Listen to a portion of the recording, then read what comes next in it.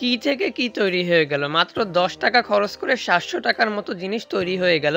তারপর যদি সেটা আবার ঘরে সাজানোর পরে এত সুন্দর একটা লুক আসে, ঘরের অগুছালো জিনিসগুলো গুছিয়ে রাখা যায়, তাহলে আর কি লাগে। প্রত্যেকটা আর্টিস্টকে তারা আর্ট ম্যাটেরিয়ালসগুলো সুন্দরভাবে সাজিয়ে রাখতে হয়, আর সাজিয়ে রাখার জন্য আমাদের একটি র্যাক প্রয়োজন হয়, তুলি বক্স প্রয়োজন হয়, এভাবে অনেক কিছুরই প্রয়োজন হয়। তো সেই ধারাবাহিকতায় আজকে তোমাদের সাথে আমি একটি র্যাক বানানোর আইডিয়া শেয়ার করব। তো চলো ভিডিও শুরু করা যাক।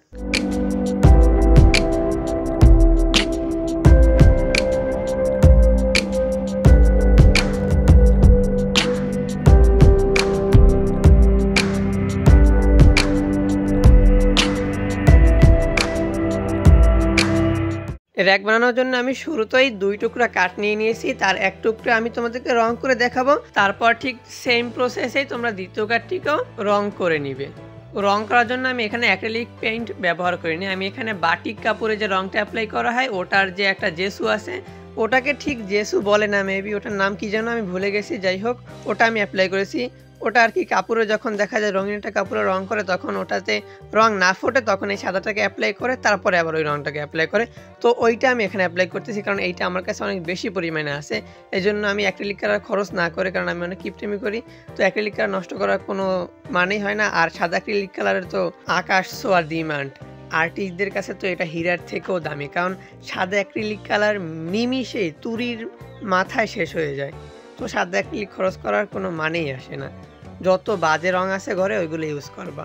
একটা কথা তোমাদেরকে আজকে বলে দিই, সেটা হলো যে আমার ভিডিও দেখার মাধ্যমে, নিয়মিত আমার ভিডিও দেখার মধ্যে তোমরা যেভাবে প্রপার আর্টিস্ট হতে পারবে, সেভাবে কিন্তু প্রপার কিপটাও হতে পারবে। তো ভিডিও মনোযোগ সহকারে দেখো, কিপটামির একেবারে লেভেল ছাড়িয়ে দিব। বছর শেষে নাম্বার 1 কিপটা হয়ে যেতে পারবে ইনশাল্লাহ, 100% গ্যারান্টি দিয়ে দিলাম। যাই হোক, ভিডিও দেখার সময় কিন্তু ভিডিও মনোযোগ সহকারে দেখতে হবে, নাহলে কিন্তু চিপা চাপা দিয়ে 2-1টা টিপস ছুটেও যেতে পারে, তখন কিন্তু ভিডিও দ্বিতীয়বার দেখা লাগবে, তখন কিন্তু সময় বেশি লেগে যাবে। এতে কিন্তু লাভ আমার, ক্ষতি তোমাদের। তাও নিজের ব্যবসায় লস করে তোমাদেরকে ফ্রি অ্যাডভার্টাইজ দিতেছি। যাই হোক, অ্যাডভার্টাইজ দিতে দিতে কিন্তু আমার রং করা একেবারেই শেষ হয়ে গেছে। তো এখন এটাকে ম্যাজিক করে 2টা কাঠ বানিয়ে ফেলবো। এরপরে একটা রশি নেব, রশিটাকে সমান 4 ভাগে ভাগ করে নেব, সেটা আবার গোল করে, মানে গোল আকার করে 4 ভাগ করে নিব, যাতে করে এই কাঠগুলোকে হ্যাঙ্গিং করা যায়, ঝুলিয়ে রাখা যায়। এভাবে তোমরা দেখতে পারবে যে রশি কাটার পরে রশির মাথাগুলো এভাবে ছুটে যায়। তো সেই মাথাটাকে আটকানোর জন্য এভাবে ম্যাসলেট দিয়ে পুরে তারপরে হাত দিয়ে চেপে আটকে নিলে তাহলে আর এভাবে খুলে যাবে না, তখন দেখবার তোমাদের কাজ করতে অসুবিধা হবে না।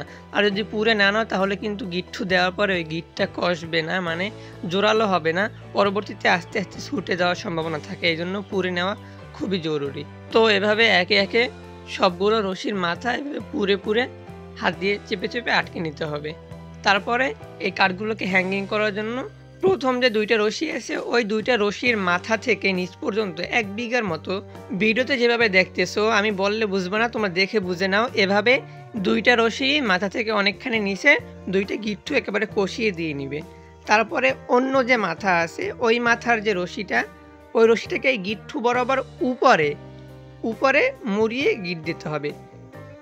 যেভাবে দেখতেছো ভিডিওতে, ঠিক এইভাবে ভিডিওটা মনোযোগ দিয়ে বারবার দেখে বুঝতে হলে বারবার দেখে বুঝে নিবে, তারপরে করবে। এখন কিন্তু দেখতে পাচ্ছ, যদি আমি এই রশিটাকে টানি নিচের দিকে, যত টানলেও এটা আর ছুটবে না, একেবারে কষি গিট হয়ে গেছে। তো এভাবে 2টা রশিকেই গিট দিয়ে নেবে, তারপরে এভাবে হ্যাঙ্গিং করা যাবে।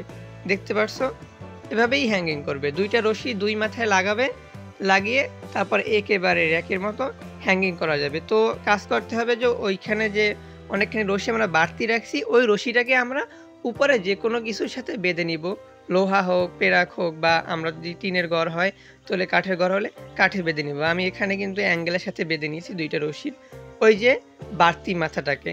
আর যে গোল শেপটা, এই শেপটা কিন্তু আমি রেখে দিয়েছি। তারপরে কিন্তু এই গোল শেপের ভিতরেই কিন্তু এই কাঠটাকে হ্যাঙ্গিং করেছি। তারপরে অন্য যে 2টা রশি ছিল, ওই 2টা রশি আমি গিট্টু দিয়ে নিয়েছি। গিট্টু দেওয়ার পরে কিন্তু আবার একইভাবে একই প্রসেসে দ্বিতীয় কাঠটাকে হ্যাঙ্গিং করে নিয়েছি। এখন কিন্তু আমাদের তাক অলরেডি রেডি। এখন আমরা এই তাকে যে কোনো কিছু রাখতে পারবো। তো কেমন লাগলো আজকের ভিডিও? আজকের ভিডিও এই পর্যন্তই, দেখা হবে নতুন ভিডিওতে। ততক্ষণ তো নিজের খেয়াল রাখো, ছোট ভাই চ্যানেলের পাশে থাকো। আল্লাহ হাফেজ।